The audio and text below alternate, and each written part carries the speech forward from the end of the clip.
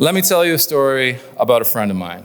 We met in the dog park this past year. I guess that's really my default social interaction these days. I do meet a lot of people in the dog park. She happens to be a full-length amputee and also a Paralympian. We got to talking about our lives, and it turned out we were both studying sport just from different points of view. Mine being race and blackness, and hers being disabled or physically atypical. We've had many conversations, and I am relaying her experience with her consent as it is personal. And I think it is important for us all to understand and recognize that regardless of where we inhabit space in our world, that we are all in the process of becoming a more compassionate, attentive, understanding, and arguably better version of ourselves. At least that's my hope. I offer this story to illustrate that in developing a friendship with another othered person, it enabled me to see my own bias and unlearning that I need to attend to, again, negotiating my power and privilege and how that influences how I understand others to exist. This is her story. Imagine yourself going to the dentist's office for a regular checkup. Nothing really consequential in that. We might drive or take transit or walk or bike to the office, enter, speak to the receptionist, sit down, have your procedure. But for her, it was something else. To reach the office, she had to ascend a flight of stairs. Oops, I got ahead of myself there.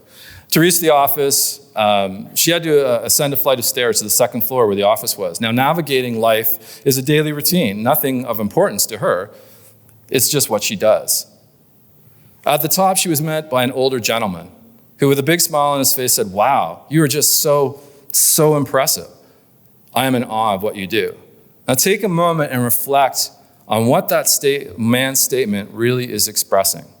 Think about it from your own perspective. What's wrong with that statement?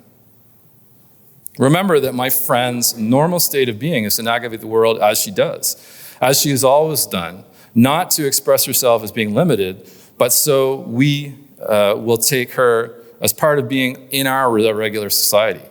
She is an amazing person, yes, but not because she, with only one leg, can move around spaces. What that man expressed was her less than-ness, all in a seemingly gracious compliment. But imagine if that was you. Imagine if someone came to you and said, "Well done, you were able to be in this world as a white person, as a man, as a woman." That would strike you as off-putting, odd, and perhaps infantilizing. More vitally, it shows how privilege can show up when you least expect it, and also what it feels, what it looks, and what it informs for those on the other side. Now, my friend, as I mentioned, is amazing. She's the one saying, "Let's go up this hill," or "Let's take that trail," up and down terrain that I really don't want to go to. Not because I'm worried about her safety, but it's because, well, it's just damn exhausting. I'm perhaps not in the best shape.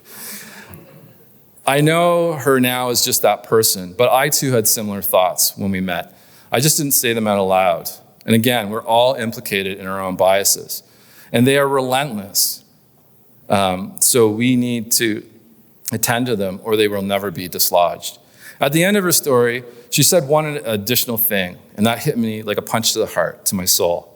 She said, "Oh yes, this happens all the time, at least a few times a week, if not every day."